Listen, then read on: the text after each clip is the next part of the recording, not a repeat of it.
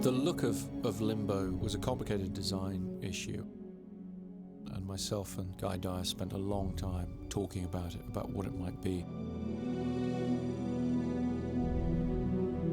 As depicted in the script, Cobb and Mal were architects who were using this dream landscape as sort of practice ground.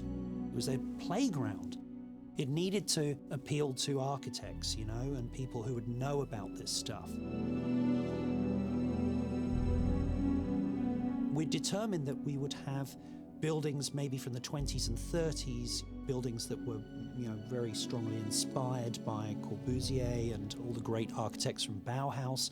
And those buildings would slowly transition into buildings from the 50s to the 60s to the 70s, the 80s, and so on and so forth.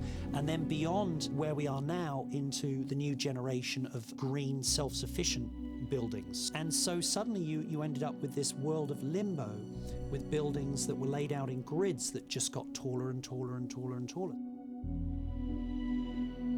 Limbo City was a really interesting challenge because this is where I think we were really pushed the hardest creatively.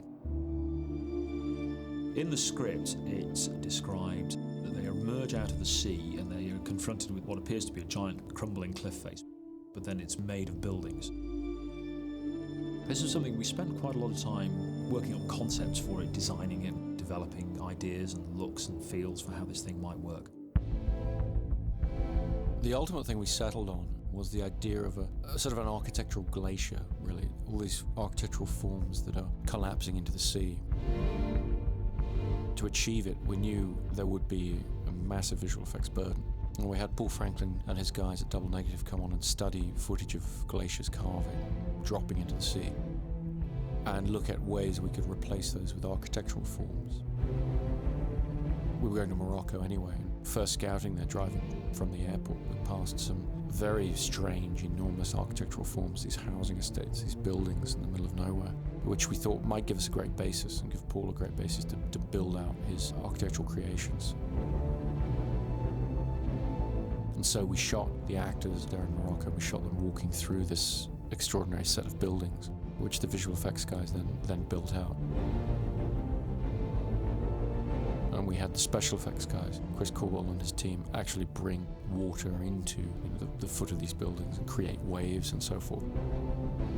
So that the line between visual effects and practical photography was as blurred as we could make it.